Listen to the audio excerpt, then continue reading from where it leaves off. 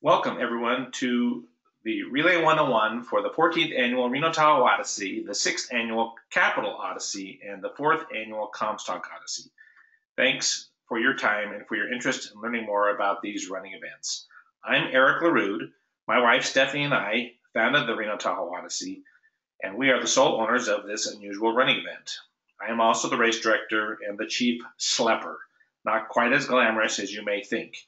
The RTO has been a passion of mine since the inaugural race in 2005. I'm very proud of it and happy to bring this event to you every year. I am joined today by Kelly Corrigan, the one and only amazing Kelly Corrigan. Hi, everybody. Kelly's official title is Director of Marketing and Runner and Sponsor Relations, but Kelly does so much more to make this event and our other events happen. Kelly has been with Race 178 since 2015, and she has actually run in the RTO, unlike me. Kelly handles many details she probably has communicated with you at some point in preparation for this grand running adventure. We cannot possibly cover everything about the event, so please email or call us with questions. Our contact information is on the RTO website and will be provided at the end. The Runners Handbook will be available in early May. We will post it on the website under the Planning tab. Please read it from front to back multiple times. The handbook has all the critical information. This is what we are going to cover today, or during this video. 1, the basics. 2, critical rules. 3, volunteer requirements. 4, key tips. 5, getting ready. 6, surviving the relay. 7, tips for ultra teams. So let's begin. On the website, we have posted a lot of helpful information. Please go to the Planning tab, then click on Helpful Information. There you will find 3 documents: relay guidelines, tips, and a checklist. Here is a quick overview of how the RTO works. The RTO is 178 miles long, divided into 36 legs. The Capital Odyssey is the last 12 legs of the RTO course. The Comstock Odyssey is the last 6 legs of the RTO course. The Capital and Comstock join the RTO in progress. The maps of each leg are posted on the website. They will also be in the handbook. Please note that in 2018, we have revised legs 6, 7, and 34. The new maps of those legs are already posted on the website. Most RTO teams have 12 runners. You will go through your 12-runner lineup 3 times, with each runner running 3 legs. For example, the runner who runs leg 1 will also run leg 13 and leg 25. If you have fewer runners on your team, you obviously will run more legs. For 12-person teams, you will divide into 2 bands of 6. One band will be the running band, while the other is the resting band. For example, band 1 will be the running band for legs 1 through 6. Band 2 is the resting band at that point. Band 1 and 2 will meet at the band exchange points every 6 legs. Those are exchange numbers 6 at Boca, 12 at Homewood, 18 at South Lake Tahoe, 24 in South Carson City, and 30 in Virginia City. Those are the busiest and biggest exchanges. Most Capital Odyssey teams have 6 runners. Most Comstock teams have between 3 and 6 runners. Most of those teams have 1 vehicle, so they don't have to coordinate a second vehicle for those races. Eric, what happens if a runner gets hurt while they're running the relay? Well, if a runner gets hurt, then we want people to take care of themselves, and we have a system where you can plug in your replacement runner, somebody else on the team. If you're competitive, then we have a strict rule about how you go about that. If you're not so competitive, we just want you to have fun and get through, and we don't want anyone to get extra hurt running this event. Got it. Now, what you see on the website or on the video now is a course information table. This is there. We rank the legs by difficulty, so this helps you set your runner lineups as you see fit. Please assign your best runners to the toughest set of legs. Now, tracking time. Yes, you do need to keep your own time. You will use a running watch to do that.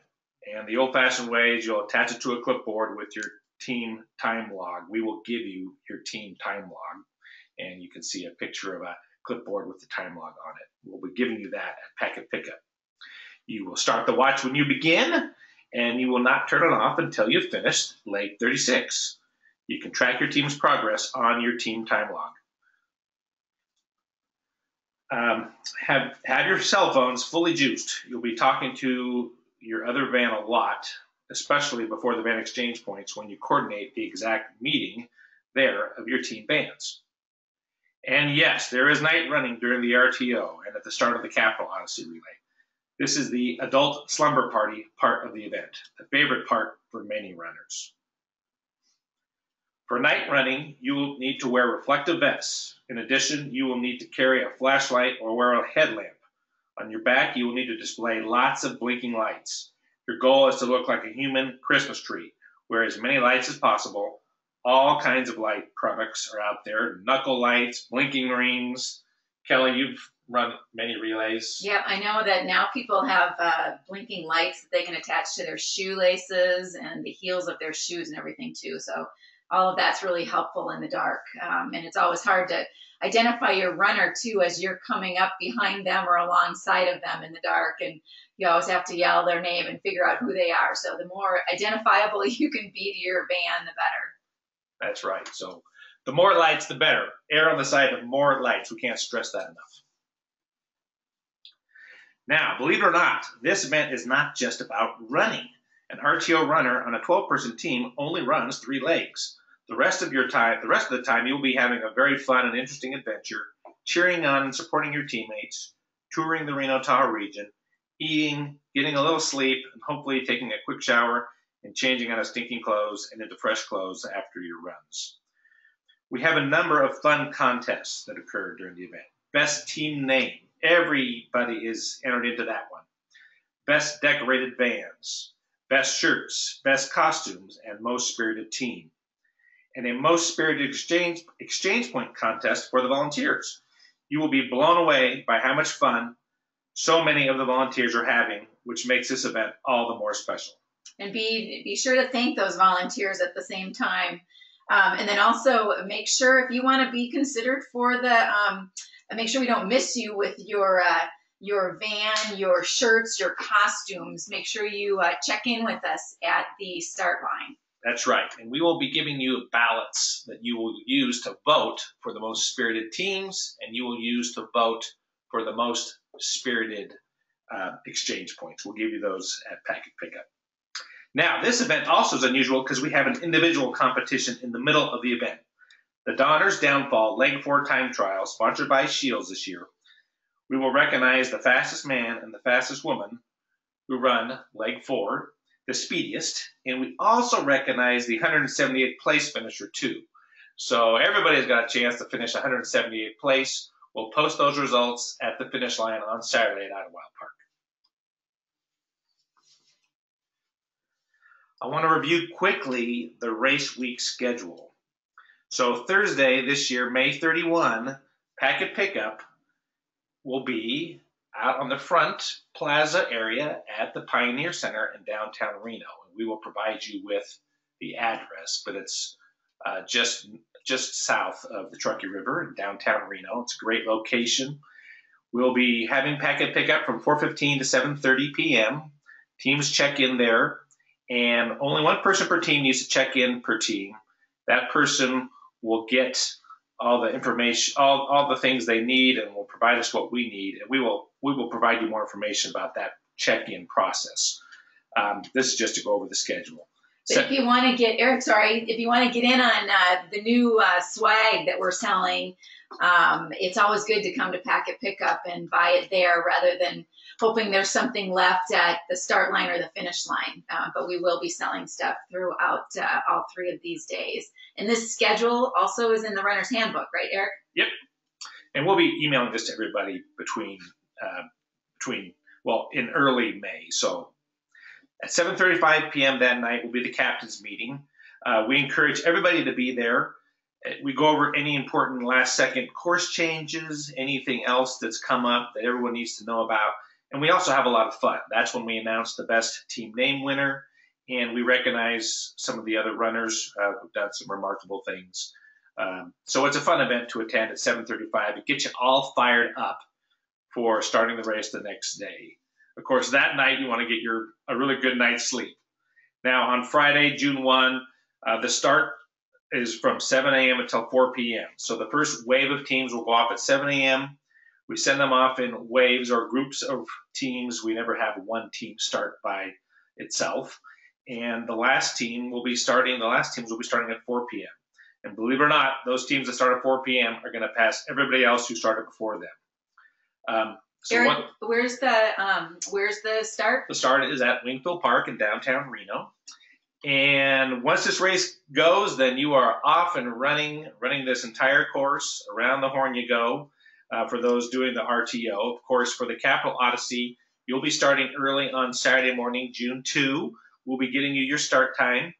And for the Comstock Odyssey runners, you'll be starting a little bit later in the morning, probably somewhere around 7 a.m. in Virginia City. And the goal is to get everybody to the finish line at Idlewild Park in downtown Reno between around 11 a.m. and 4 p.m. And we will be working with you on your start times and trying to make sure that your teams will be finishing in that time window. Because it's more fun to get to the finish line when there are other people there and the party is going on in full form. And of course, that night you'll get your best night's sleep ever. So that's a quick overview of the schedule, and we will be emailing that out to everybody. Okay, so we want to cover some critical rules because this event does have a lot of people in it. We're going to have a full capacity number this year, almost 3,000 runners. That's what we cap this event at. It's important that we have the certain rules and comply with them during the race. They are listed on the website. They will be in the handbook, and there are it's just really important that you understand those key rules. So we will, let's see, I guess what we'll do is we'll repost those rules. Yeah, the critical rules are on the website. Yep, and always in the Runner's Handbook. Yep, and then we'll have them on a separate page so they're easy to see and they stand out. In order to have this event every year, we needed to follow these rules so that we meet the requirements of the many permits that we get and we do not anger the property owners and the residents along the course. The most important rules have to do with California State Route 89, which are legs 9 through 16 of the RTO course. That's probably the busiest road that we use on this for the event. And for that event, we talk about having no fun on California State Route 89. We need you to really comply with all the rules. We also have requirements on how long your vehicles can be. They can't be too long. And we really stress that you wear your safety vests on Highway 89, regardless of what time of day you run those legs. And once it gets dusk and all the way through the dawn hours, you might as well just wear those safety vests. It's just a much safer way to go. And that includes, the people who are in the van getting out and cheering on their runners as well. We don't want you guys walking out in the street or through intersections and everything. So be sure to have your safety vest on all the time. And when Eric says no fun, that's very tongue-in-cheek. No fun as in no really loud fun.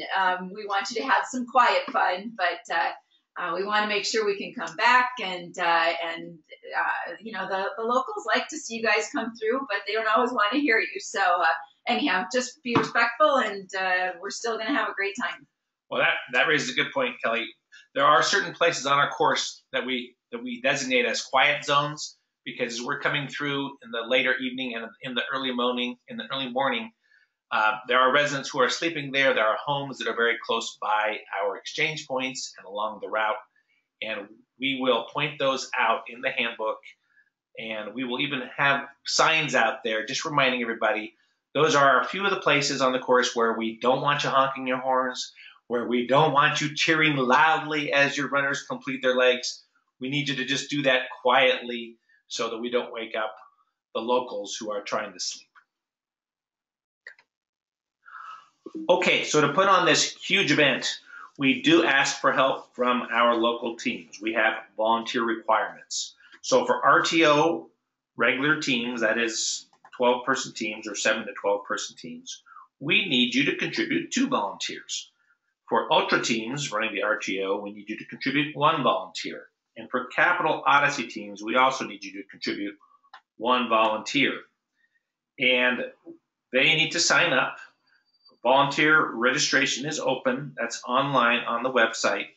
They can sign up for any spot that works for them. So there are opportunities to volunteer at packet pickup. There are opportunities to volunteer at the start line, opportunities at the finish line, and of course, opportunities at all of the exchange points. And we highly encourage people to sign up to volunteer at the exchange points. We really appreciate that they're out there and they get to see this event happening. And it's a fun way to experience the event without having to run 178 miles. There's also the option if you cannot find volunteers, if you cannot coerce your family and friends, there is the option to pay.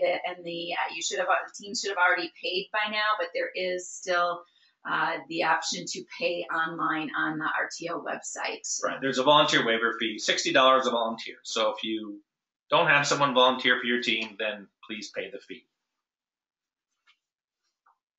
All right, we want to cover some key tips that we've accumulated over the years that helps runners and teams have a great time.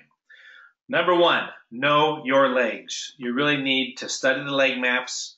If you can, please drive your legs before the event. If you can, please run your legs before the event. We actually have some practice runs on some of the more epic legs, so run your legs. During the race, carry your leg maps, carry your phone in case you get lost. We do put lots of signs out there, but you can't, and we do have volunteers at some places, but you can't rely on them because people like to mess with the signs and they like to turn the arrows going the wrong way. So they're out there as kind of a secondary guidance, but shouldn't be your primary way of getting around the course. And this is a good time to mention, that your van should never be too far away from you, so that if you do have questions or you need them for some reason, whether it's directions or anything else, that you don't have to go too far to find them and they to find you. Yes, and that kind of gets to, I'll jump to point number 3, stay in contact. We call it frequent interaction between the runner who's running the leg and the running van, that is the rest of the van who are there supporting the runner during those 6 legs. Frequent interaction is key. It makes the event more fun and entertaining. It keeps you, the runner, on course, assuming your van knows where the van is going. But the van should be at those key turns just to make sure their runner is staying on course. It increases safety. You just have to be careful when you're supporting your runner at night, because there are certain places where if you do get out to frequently interact with your runner in the nighttime, then, as Kelly pointed out before, you too need to have on your vests, your safety lights, so that you can be seen easily. All right, let's go back to key tip number 2, which makes sense. Be attentive and be alert. We don't want you wearing headphones on all the legs as far as I'm concerned, but we let you wear them on the first 7 legs. We let you wear them on the last 4 legs, but please, no headphones on legs 8 through 32, because those are the most active roads, and that is probably also going to be during the nighttime. We want you to be hearing everything that's going on. That'll make things more safe for you. Also, the courses are not marked and manicured as much as a normal road race in all the places. So you just need to be alert, and you want to be able to see what's going on and hear what's going on those legs. Okay, skipping now. Key point number 4. When a van finishes its set of 6 legs and it goes from being the running van to the resting van, that van should drive ahead to the next van exchange point, and that's where they should hang out and rest before their other half of the team catches up with them. That way you'll always be in position to be ready to meet your other half of your team when they finish their 6 legs. And you won't have to be hurrying to a van exchange point to start your set of legs. So always drive ahead to the next van exchange point when you finish your set of legs. This is a good time to mention also that in your vans, you're going to want to have a lot of phone chargers because inevitably one van might be running faster than they thought or vice versa, and you want to be able to communicate.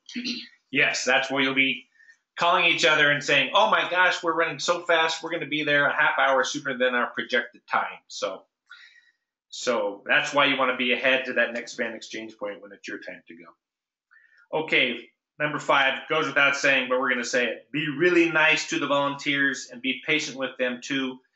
It's hard to get people to come out and volunteer, especially those volunteers at the exchange points, and especially those volunteers at the nighttime exchange points. We call them the vampire shift exchanges.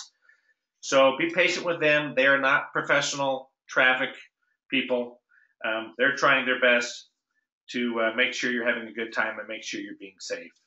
And then, Eric, that kind of brings up, we do have some people at certain exchange points, right, that are professional, and they're going to be helping with security and parking. Yes, so at some exchange points where it's a little bit more challenging to get vans parking in the smaller spaces, we will have some professionals out there. And just so you know, we also hire CHP, we hire NHP, we hire a lot of professionals.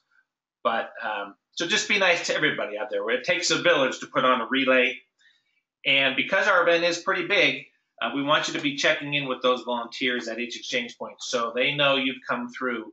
They are our set of eyes at each exchange point. That's the way we keep track of your teams. 6, be really nice to the neighbors and the other motorists. We don't have the right to use these roads and properties exclusively. We're sharing them with others. And we talked about quiet zones. There will be certain places where we need you to be quiet, and we'll have those places listed. But the most prominent place we need to be quiet is exchange point number 22, which is the little town of Genoa, which is beautiful. You won't see it in the daytime, unfortunately. Go back and visit it in the daytime because we'll be coming through there at about 1 o'clock, 2 o'clock, 3 o'clock in the morning. 7, don't run your first leg too fast. Right, Kelly? That's right. You better pace yourself. Pace yourself. And you better have trained. We'll get to training, but don't run your first leg too fast. Don't try to be a hero on the first leg. You got 2 more legs to go if you're doing the RTO. Okay, number 8. It's okay to power walk up steep sections of the course. If you're running on a steep section, we have a few of them on this course. It's okay to just walk up them, swing those arms and walk up them. You'll probably go faster than people who are trying to run up those steep sections. Number 9 has to do with the vehicles that you use to support your teams. We do have a distance restriction, nothing longer than 20 feet, because certain exchange points are only so big, and we can't have motorhomes and RVs and people with trailers coming into our regular exchange points. Now, we do allow those at exchange point 18 and 24 because those are van exchange points where we have bigger parking lots where we have people sleeping. And if you want to have somebody show up with an RV or show up with a trailer and use that as your mobile hotel/motel, that's okay. Exchange points 18 and 24. But don't have those vehicles out at the regular exchange points. They're too big and they will tie up and screw up our traffic. And the last one, it goes without saying, we'll say it a lot though, read the handbook. Once we get it posted in early May, you want to read over it, and especially the critical rules section where we highlight them in there. Put your handbook by your bed, put it in the bathroom, try to read it as much as possible. And when it comes to the time of the event, we want each team to have 1 copy of a handbook in each vehicle. So they have it actually right there. The handbook also includes the course maps. You'll need to print out the handbook, 1 handbook per vehicle, please. Trust me, you'll reference it quite a bit. And one last thing, the Cardinal Supreme top rule of relay running is what, Kelly? No whining. You didn't sign up for a 5K in some little city park. You signed up for a 178-mile relay run adventure through 2 states. Let's see if I can do this off the top of my head. 13 counties, 4 cities, 4 towns, 3 different national forests, et cetera, et cetera, et cetera. It's going to be tough at moments. You're going to be asking yourself, why am I doing this? You'll see some team names who reference that theme. And anyway, have a blast, but don't whine. No whining to your teammates. It's no fun. And we know it's fun because a lot of you keep coming back year after year, which we appreciate and love seeing you guys. So just enjoy every minute of it. All right. So how do you get ready for this event? Well, you need to train, you need to train, you need to train. Believe it or not, you do need to run. Don't start running on Thursday, May 31. Don't start running on Friday, June 1. Get out there and run as much as you can. One suggestion is you train for the total lengths of your legs. So if your 3 legs total up to 15 miles, then you should train for a 15-mile run.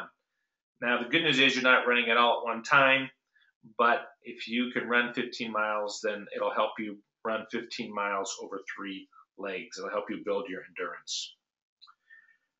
If you can, we mentioned this before, practice on the legs you're going to run so you know them and so you are comfortable on them.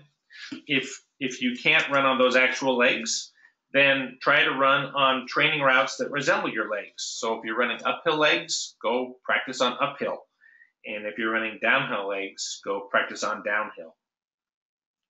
You also, because we have our nighttime element to this event, you need to go run at night. Practice with your nighttime gear. Make sure all your nighttime gear works. Make sure your batteries are new. Make sure your headlamps are on and your blinking lights are on so that you're not, during the night of the event, turning them on and, oh, my battery's dead. That's not a good thing.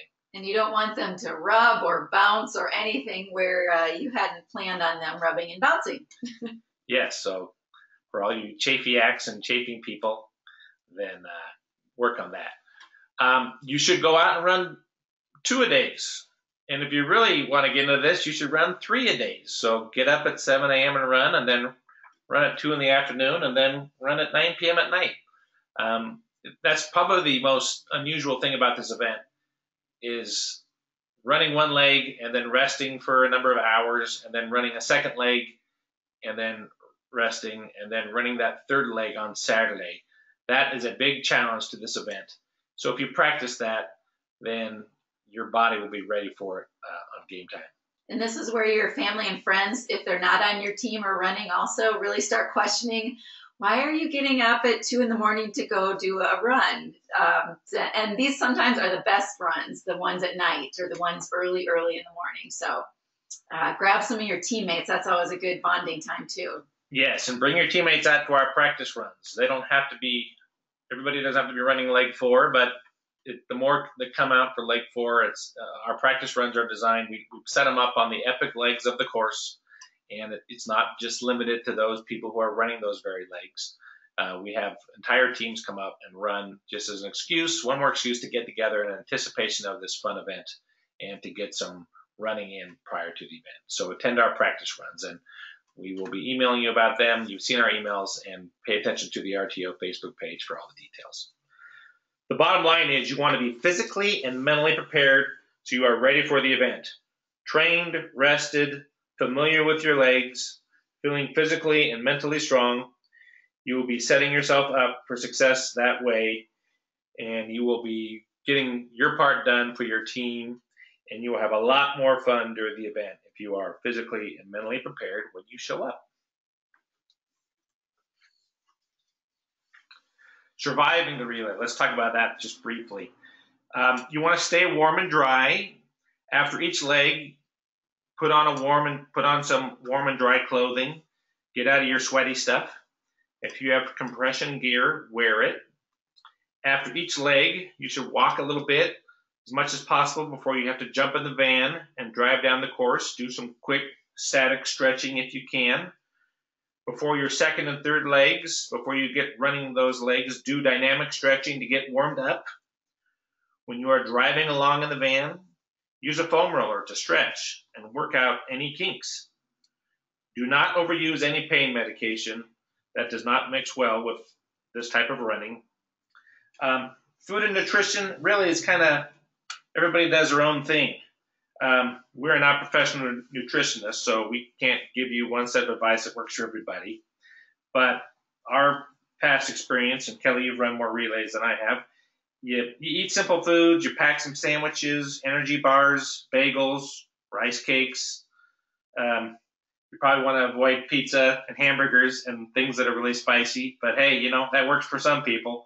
Hopefully someone not sharing your van. Before your runs, eat your favorite carbs.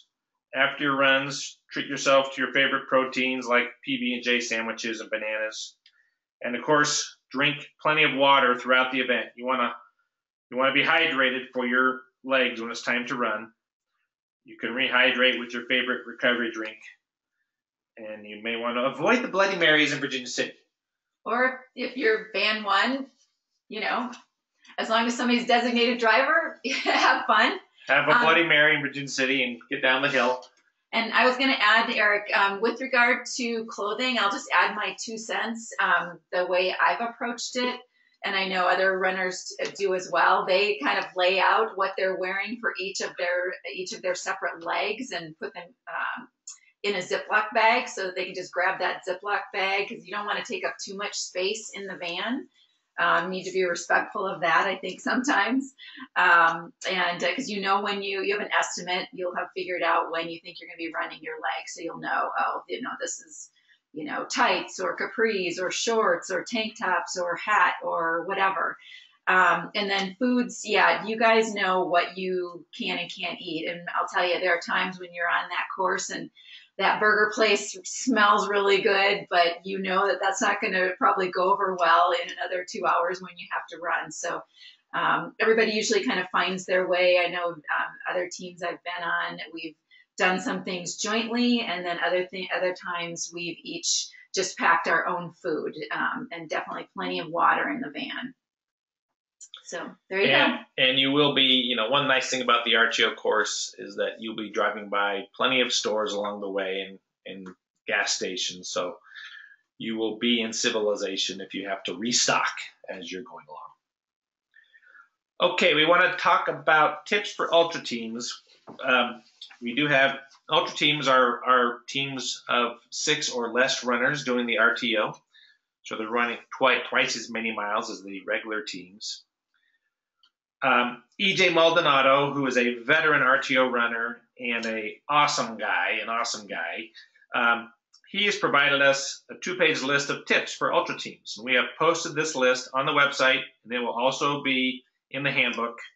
So take a look at that document that EJ's put together. It gets you thinking about the extra issues you're dealing with as an ultra team. And it goes without saying, please train a lot, because the RTO is hard enough for 12-runner teams, but it is harder for 6-person teams. Yeah, and just a few of the things, one of them is how you're going to divide up your legs. You'll want to consider most ultra teams have a designated driver so that the runners can all be resting and everything. So definitely check out the tips. If you have questions, again, you can contact us, and we can always put you in touch with ultra team captains, and they can share their additional wisdom or give you food for thought when you're trying to put your team together and your strategy. And if you think you can't get this done as an ultra team, it's not too late to go get 6 more people and make sure you can run the entire course and have a good time. So if you're having any doubts, please get back to us, and let's make sure you're really ready to take this thing on as an ultra team. Yeah, we want you guys to have fun and not have it be something you never want to do again. The other thing, just to piggyback off that, is there are runners as well as team captains, posting on the RTO Facebook page the specific event, runners looking for teams and teams looking for runners. So that is one way you can connect with other people. Well, that's it for this taping. In closing, let me tell you that a relay is the most fun you can have running.